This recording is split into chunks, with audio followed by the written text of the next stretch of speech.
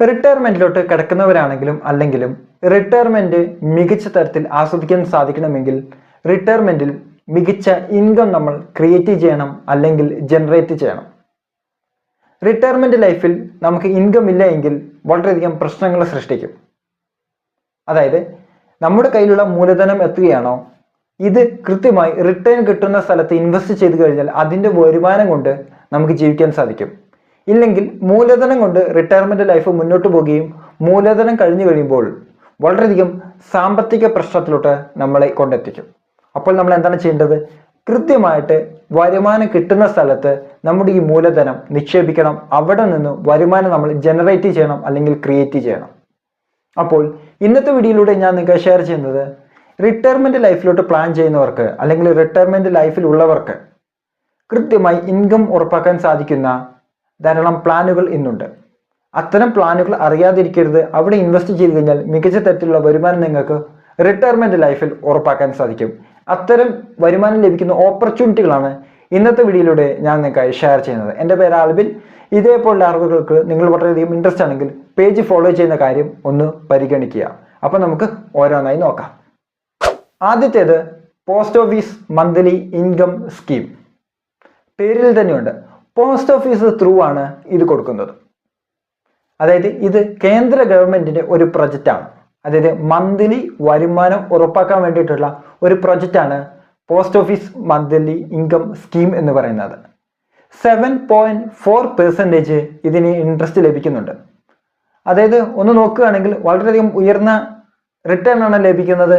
Comparatively risk നമ്മൾ നോക്കുന്ന സമയത്ത് ഇതിനകത്ത് റിസ്ക് താരതമ്യേന കുറവാണ്. അതുകൊണ്ട് തന്നെ ഉയർന്ന റിട്ടേൺ റിസ്കിനെ അനുബന്ധിച്ച് നോക്കുന്ന സമയത്ത് കുഴപ്പമില്ലാത്ത ഒരു ഉയർന്ന റിട്ടേൺ ഇതിലൂടെ നമുക്ക് ഉറപ്പാക്കാൻ സാധിക്കും. അപ്പോൾ ഫസ്റ്റത്തത് post office monthly income scheme എന്ന പ്രൊജക്റ്റ്. അടുത്തത് സീനിയർ സിറ്റിസൺ സേവിംഗ് സ്കീം.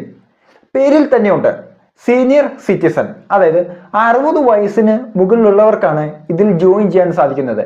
എന്നാൽ കുറച്ച് സ്പെഷ്യൽ കാറ്റഗറീസ് ഉണ്ട്. അവർക്ക് നേരത്തെ തന്നെ ജോയിൻ ചെയ്യാം. വയസ്സിൽ കുറച്ച് ഇളവുകൾ കൊടുത്തിട്ടുണ്ട്. എന്നാൽ 60 വയസ്സിന് മുകളിലുള്ളവർ, അതായത് സാധാരണക്കാരെ സംബന്ധിച്ചിടത്തോളം 60 വയസ്സിന് മുകളിലുള്ളവർക്കാണ് ഇതിനകത്തേക്ക് ജോയിൻ ചെയ്യാൻ സാധിക്കുന്നത്. ഏറ്റവും ചുരുങ്ങിയ എമൗണ്ട് എന്ന് പറയുന്നത് 1000 രൂപയാണ്. 30 ലക്ഷം രൂപ വരെ ഇതിനകത്തേക്ക് ഇൻവെസ്റ്റ് ചെയ്യാം. അപ്പോൾ നിങ്ങൾക്ക് എത്രയാണോ മന്ത്ലി വരുമാനം വേണ്ടത് അതിനനുസരിച്ച് നിങ്ങൾക്ക് ഇൻവെസ്റ്റ് ചെയ്യാം.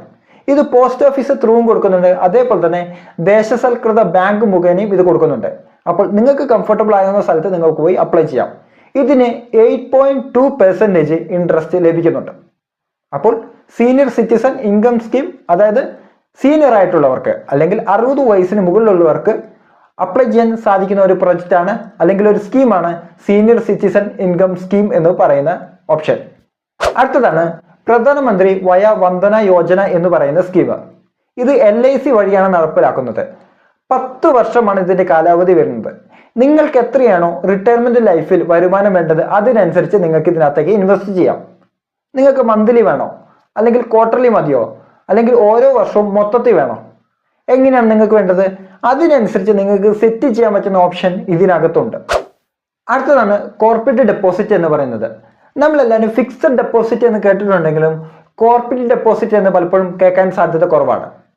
ജനപ്രിയമായ ഒരു ഇൻവെസ്റ്റ്മെന്റ് മെത്തേഡാണ് ബാങ്കിൽ പോയി FD ഇടുക അല്ലെങ്കിൽ ഫിക്സഡ് ഡെപ്പോസിറ്റ് എന്ന് പറയുന്നത്. അതിന് എത്ര % ആണ് റിട്ടേൺ കിട്ടുന്നത്? നമുക്ക് ശരാശരി ഒരു 4% മുതൽ ഒരു 6%, 7% വരെയാണ് റിട്ടേൺ കിട്ടുന്നത്.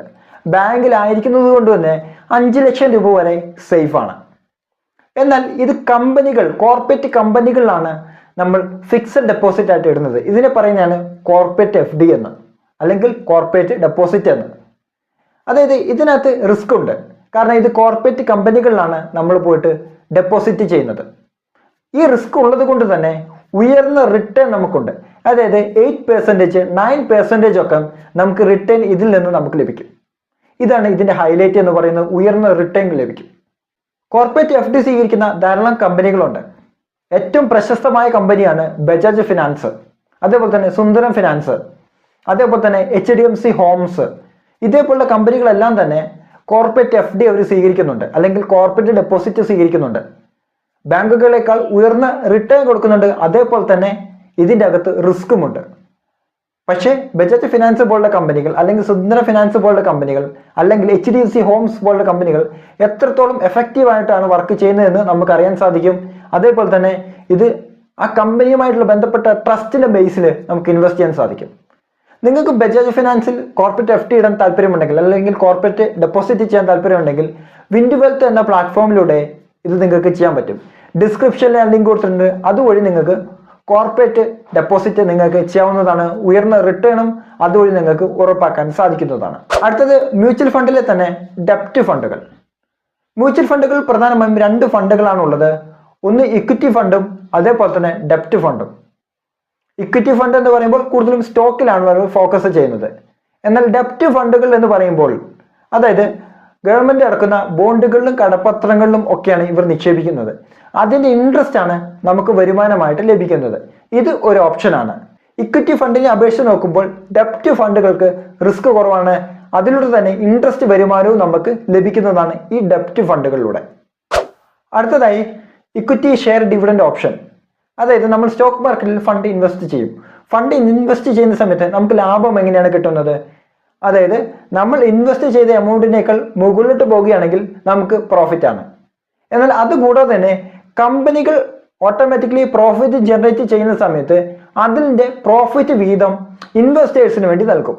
ഓരോ ഷെയർസിനും നിശ്ചിത എമൗണ്ട് വീതം നമുക്ക് നൽകും. ഇങ്ങനെ ഇൻവെസ്റ്റ് ചെയ്യുന്നത് ഒന്ന് റിസ്ക് കൂടുതലാണെങ്കിലും മറിച്ച് ഡിവിഡൻഡ് ഇൻകം നമുക്ക് കിട്ടും.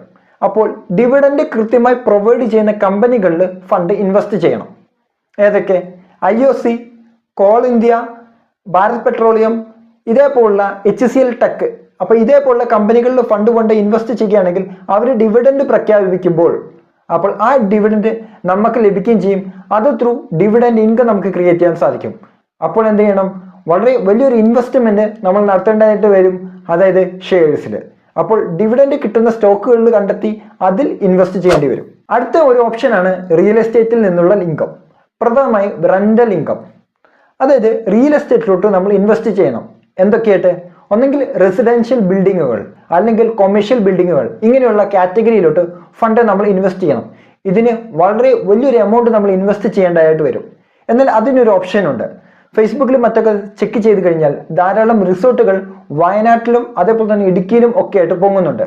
അപ്പോൾ ഈ റിസോർട്ടുകൾ പാർട്ട്നേഴ്സിനെ ക്ഷണിക്കുന്നുണ്ട്. അപ്പോൾ അത് ത്രൂ നമ്മൾ ഇൻവെസ്റ്റ് ചെയ്യുകയാണെങ്കിൽ മന്ത്ലി നമുക്ക് ഇൻകം ഉറപ്പാക്കാൻ സാധിക്കും. റിയൽ എസ്റ്റേറ്റിൽ നിന്ന് ഒരു റെന്റൽ ഇൻകം എന്നുള്ള ലെവലിൽ നമുക്ക് വലിയൊരു ഇൻകം നമുക്ക് റിയൽ എസ്റ്റേറ്റിൽ നിന്ന് നമുക്ക് കിട്ടും. അപ്പോൾ ഇങ്ങനെ അധികം ഡിഫറെൻ്റ് ആയിട്ടുള്ള മെത്തേഡുകൾ ഇൻവെസ്റ്റ് ചെയ്യുകയാണെങ്കിൽ റിട്ടയർമെന്റ് ലൈഫിൽ നിങ്ങളുടെ വരുമാനം നിലയ്ക്കാതെ കൃത്യമായിട്ട് വരുമാനം ലഭിക്കുകയും ചെയ്യും. റിട്ടയർമെന്റ് ലൈഫ് വളരെയധികം ആസ്വദിച്ച് മുന്നോട്ട് കൊണ്ടുപോകാനും സാധിക്കും. അപ്പോൾ ഈ അറിവ് വളരെയധികം ഉപകാരമായെങ്കിൽ ഇതിനെക്കുറിച്ചുള്ള അഭിപ്രായങ്ങളും നിർദ്ദേശങ്ങളും കമന്റായി രേഖപ്പെടുത്തുക. ഇതേപോലുള്ള അറിവുകൾക്ക് വളരെയധികം ഇൻട്രസ്റ്റ് ആണെങ്കിൽ പേജ് ഫോളോ ചെയ്യുന്ന കാര്യം ഒന്ന് പരിഗണിക്കുക. അടുത്ത വീഡിയോയിൽ മറ്റൊരു ടോപ്പിക്കുമായി നമുക്ക് വീണ്ടും കാണാം. ബൈ.